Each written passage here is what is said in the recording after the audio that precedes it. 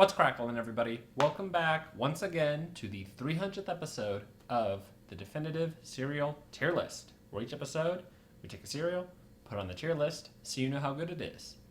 I'm your host, Tucker. In this episode, we're doing Choco Krispis. Last episode, we did Zucaritas, which was the Spanish version of Frosted Flakes. That got a B, and it was actually a bit more different from Frosted Flakes than I expected. This time was kind of cool. So now, for this, again, the 300th episode, we're doing the Spanish version of the first cereal we ever did, Choco Krispis. So we'll see how this one compares. Obviously, right off the bat, huge difference. No snap, crackle, and pop here. We just got this elephant named Melvin. Seems like a nice guy. We'll see how he sort of brings his take for this flavor. But let's just get into it.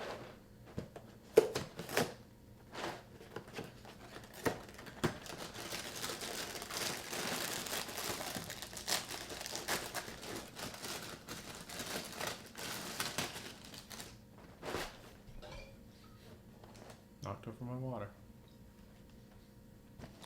Smells pretty chocolatey. A little different scent from how I recall Choco Krispis being.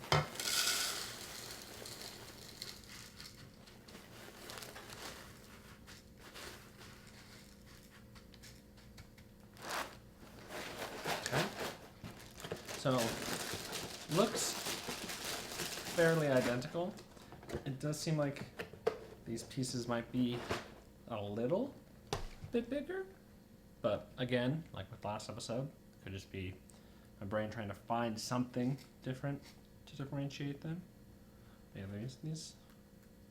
some of these look like they could be a bit bigger than your normal, not normal, but American Choco Krispies.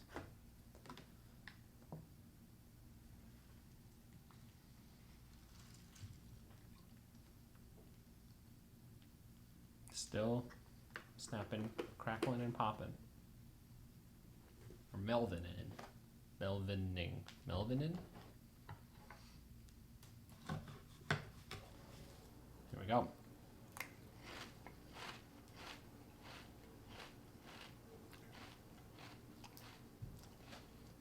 Okay. That's definitely a different chocolate flavor. Interesting. Texture-wise,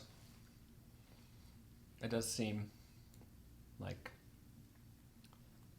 the Choco Krispies are a bit smaller, maybe a bit more condensed, and this one a bit wider, so they might have the same volume. Just this is a bit bigger, maybe? That sort of makes sense. It's sort of the texture difference I was feeling there. And then chocolate-wise, yeah, very different. Curious to see how I feel about it going forward. Right now I might favor the original, but again, could just be the bias of having it as a kid. We'll see how the rest goes.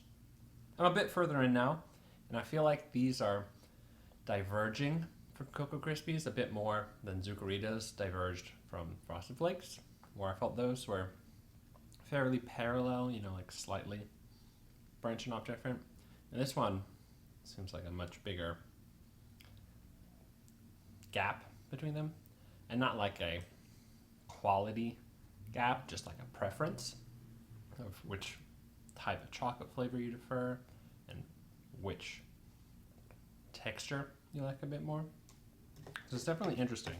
I've had bites where I wasn't exactly thinking of this as Choco Krispies versus last time I was like very keenly aware this is always Frosted Flakes. So that's something. And I don't think it's a positive or a negative. It's just, like I said multiple times last episode, interesting to see the difference. All right, now let's see how the Melk's chocolate flavor differs as well.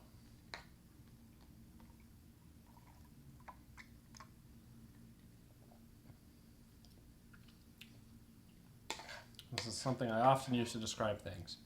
We're getting a very hot chocolate type flavor here. And a different hot chocolate than a lot of the others, because I still think this is a more unique chocolate flavor. Like, I'd say that as a positive versus some of the like malto meals I've had. chocolate flavors that are unique, but not necessarily good. This, I think, is, again, just palate preference. Yeah, I like that. I think I might actually like the chocolate milk flavor more than the chocolate pieces themselves. So I'd say that's a good flavor. It's hard to cover for 3 people, but I think Melvin did a pretty solid job at standing in for Snap, Crackle, and Pop. Overall, I'm pretty positive on this cereal. I like how it was actually more different from Choco Krispis, so it felt like less of a palette swap, kind of like Frosted Flakes Zucaritas was. But this feels like it's a bit more distinct of its own cereal, so that was kind of cool. I think, again, it just comes down to a like regional palate preference sort of thing with the taste on here, but I thought it was pretty good. And I mentioned previously how I felt this diverged a lot more from Choco Krispies. I think that still stays true here, but I think like with Frosted Flakes and Zucaritas, it diverged slightly, but Frosted Flakes got a little higher. This and Choco Krispies diverged a lot more, but I think stayed more level with each other. So that's kind of an interesting mix-up here. So what I'm going to do is give Choco Krispis a B. I think, like I said, it's a lot closer to being on par with Choco Krispies and just being like a preference between the two. Though I think you could still make a preference argument for Zucaritas Frosted Flakes. I think that gap feels wider vertically than the gap between this and Choco Krispies. Like that's, like I said, more horizontal sort of gap there. So I think this nabs that B. If I hadn't been as into the milk, maybe it would have gotten closer to a C. But I don't know. I think overall it's still, it feels much more on the level while also being distinct. So I think that also helps give it a couple more points. So I don't know. I think Melvin just did a good job here, and this is a fun cereal to try, and I look forward to enjoying the rest of it. If you enjoyed this video, be sure to like and subscribe, and in the comments below, post your general thoughts. Let me know if you've had Choco Krispis or what you thought about it.